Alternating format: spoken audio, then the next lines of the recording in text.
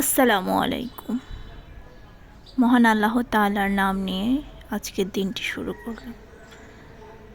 যদিও আজকে উঠতে নামাজটা পড়তে একটু লেট হয়ে গিয়েছে, সূর্যটা উঠে গিয়েছিল।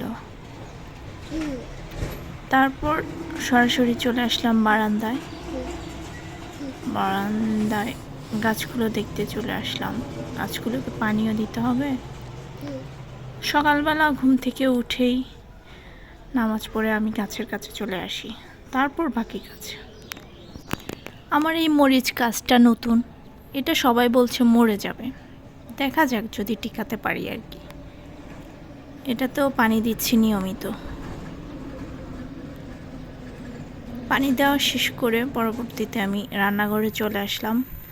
ভাবছি কিছু লেপটবার মাংসের ঝোল আছে, ওটা দিয়ে একটু খিচুড়ি করে ফেলি। পেঁয়াজ কুচি দিয়ে দিলাম, সরিষার তেল দিয়ে কড়াইতে। সকালবেলা খিচুড়িটা করলে বেশ শর্টকাট হয় নাস্তায়। রুটি পরোটা এগুলো বানাতে গেলে বেশ সময় লাগে, আবার অনেকটাই কাজ এগুলোতে।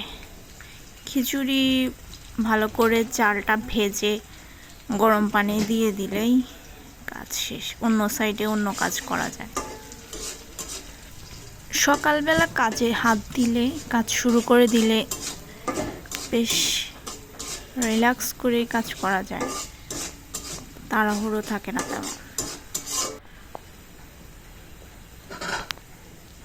পেঁয়াজটা হয়ে এসেছে, আমি এবার চালগুলো দিয়ে দিচ্ছি।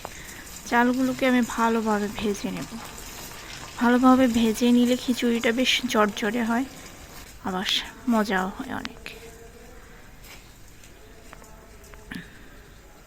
আমার আবার অনেক কাজ থাকে, এর জন্য আমি চেষ্টা করি খুব ভোরে উঠে কাজগুলো শুরু করে দিতে। তাহলে আমি দিনে প্রায় 1-2টোর দিকেই কাজ সব গুছিয়ে আনতে পারি, না হলে আমার অনেক সময় লেগে যায় কাজ শেষ করতে করতে। খিচুড়িতে আমি সব মশলা দিয়ে নিলাম, যদিও অফ ক্যামেরাতে দিয়েছি।